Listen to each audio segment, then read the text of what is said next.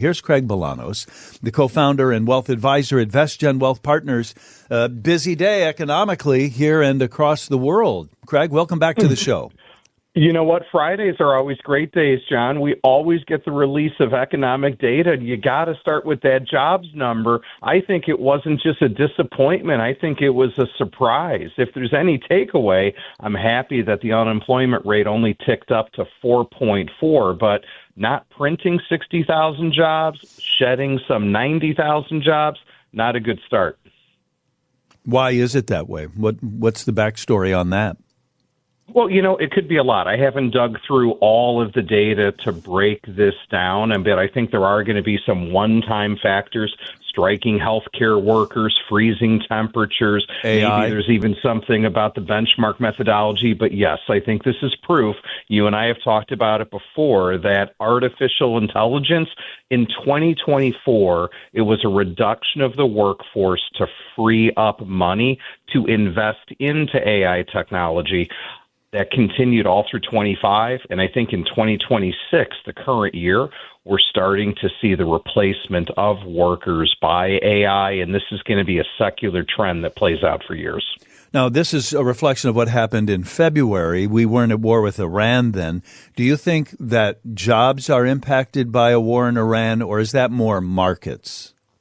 I think everything with Iran right now, today, remains about one thing, and it's the price of oil. Although the longer this goes, we run the risk of creating that negative feedback loop, which is a self-fulfilling prophecy of lower consumer spending. That would throttle down my expectations for the year. But right now, I think it's all about the price of oil. We've seen it skyrocket as of late, but I do remind all of our listeners, for us in the United States, we are not nearly as energy dependent as we once were, but this remains a global economy, so I got to pay attention to it for other places around the globe. I did see, though, that gas prices are up 7 or 11%. I mean, it is noticeable right now, isn't it? Yeah, I mean, we're already starting to see it, and that makes sense as this has been building, and some of those costs should be reflected from the price, ultimately down to the pump. But I don't think we're at the point that we're changing behavior. That psychological number for the consumer, for whatever reason, has always been $100 a barrel of West Texas Intermediate. We got a long way to go before we ever get there. And it's really near that $5 a gallon at the pump that really destroys consumer confidence, changes behavior. So right now, I'm not saying it's a nothing burger, but it's not a game changer. I'm still looking for growth throughout 2026 for this U.S. economy. We're not going to get to $150 a barrel. I saw something about that. Wait, did I just laugh on radio? I shouldn't have done that. But yes, I was appreciative. I was appreciative of people calling for $150 a barrel in oil today by saying they might need to shut down production all through the Middle East. But I also kind of felt that was self-dealing for someone's book to raise the prices. I'm discounting that statement. So often we see something happen within the administration or the United States or the world, and it's a blip, and then it gets better. Even Freedom Day or whatever that was last April, where the Liberation Day, where the tariffs went into place. But then it corrected within a week. I wonder how long-lived the impact of the war is going to be on some of these things. I just don't know. I don't know. Neither do you. What I do know, though, is this. Very oftentimes markets, whenever we have global skirmishes, they always sell the buildup, and then they eventually buy the protracted war. I don't think it's protracted yet, but I think that's where we're going. This is going to not unfold in weeks. This is going to unfold in months, possibly more than a year. But markets bottom on bad news. And, John, what are we talking about? We're talking about an S&P 500 and a Dow Jones that are 4 to 4.5% off of all-time record highs now. We haven't even engineered a 5% broad-based correction yet in the S&P. So as you said, just like last year during Liberation Day, we had a 16% downdraft. It was scary. It caused a lot of distribution and bad investor behavior. I think we should be calling for good investor behavior here, and people shouldn't be panicking, but they should remain educated, empowered, and daily vigilant. Craig Bolanos is the co-founder and wealth advisor at VestGen Wealth Partners. His website is getretired.stay-retired.com. About some of the bad jobs numbers and the high price of oil and gas, higher prices anyway. I asked you if you're selling or buying or staying pat, Craig. What are you telling your clients?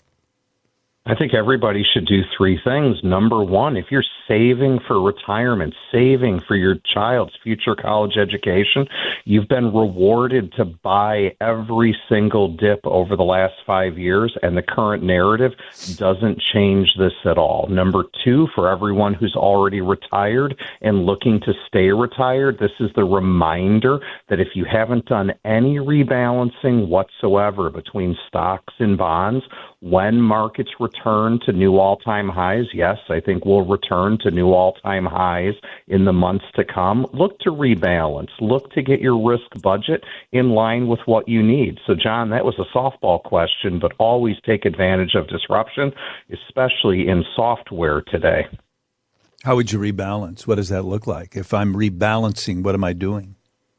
Well, if you're rebalancing, I think a lot of people have these retirement plans that have been stress tested, and whether someone's equity, their stock allocation is 60% stock, 80% stock, so many people have seen the stock portion rise so dramatically as a percentage of their portfolio, and people need to have a process that's disciplined and tested to sell shares into strength, to buy things that store value, like bonds, precious metals, other forms of hard assets. And that's what I want people to be focusing on over time.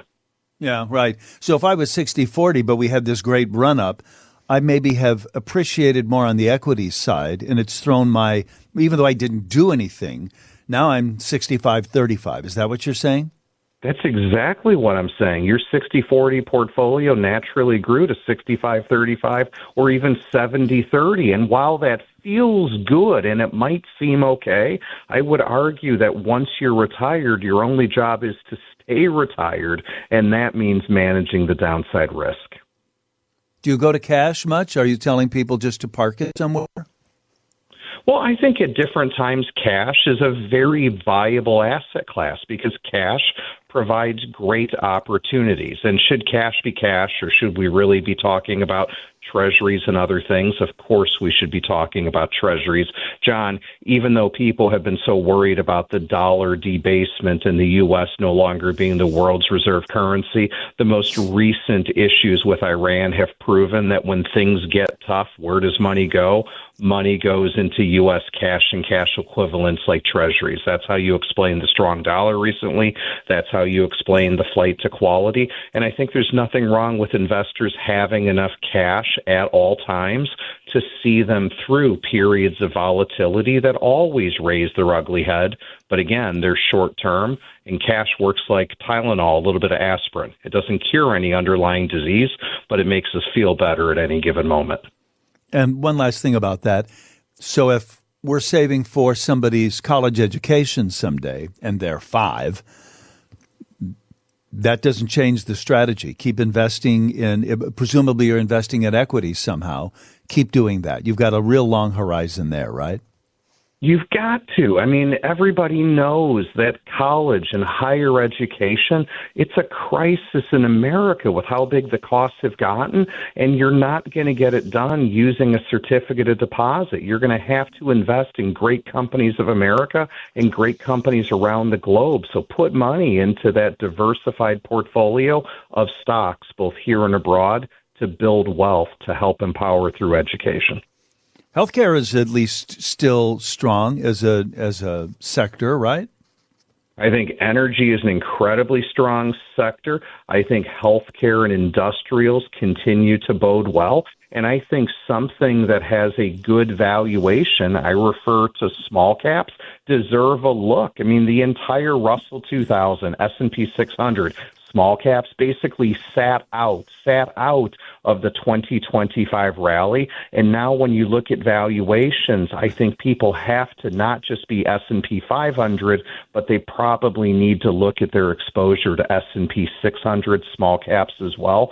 So rebalancing is not just stocks to bonds, as you articulated so well, John. Rebalancing is also market cap, large and small, just like rebalancing is geography, U.S. plus international.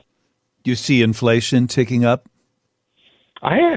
Here, near term, everybody knows the headline inflation data is going to be rising because of the price of energy. But over the course of the full year, let me say this, over the course of full year, I think inflation continues to mitigate. I wouldn't be surprised that by the time we end 2026 core inflation, which strips out food and energy, I think we can be back in the low twos, not two, but be back in the low twos. And that's a welcome change for everybody as I see more subdued wage growth, easing shelter prices, and productivity, John, courtesy of artificial intelligence.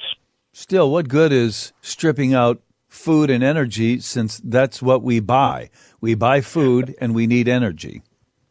I recognize that, and certainly I am a consumer as well, but given how quickly that changes, we need to look at the underlying trend line when it's about the health of the U.S. economy. And those big, steady components I mentioned, shelter, wages, etc., I think we're finally making the changes that we need to see, and I just don't see oil staying up forever. That's my point. Oil's going to get back to where it needs to be. I just don't know how many months that's going to take. As goes the war, so goes oil, right? Yes. As one goes last the Strait thing. of Hormuz, so goes oil. Yeah, I saw a chart the other day. It was almost comical. It was fast action with dots, and you saw a bunch of dots going up and down and around the corner over the Strait of Hormuz. And then the war happened, and all of a sudden, all the dots ran to the either side of the map. They didn't want to have anything to do with that little pinch point, and we all know why. And that's commerce, that's oil, that's energy prices, at least for much of the world. At least for much of the world. Again, it's not a disruption for America, but it's a disruption for our trading partners. It's a disruption for Europe. It's a disruption for Southeast Asia. And that's why that strait is so important. That's why it's in the news. And we've got to take steps to get that secured. That's one big risk that's so visible that we need to see progress on over the next several weeks. I'm looking at my producer, Pete. That's all the time we've got. We've got to get into the WGN Radio newsroom. Craig Bolanos is the co-founder and wealth advisor at VestGen Wealth Partners. Click on Get Retired, StayRetired.com.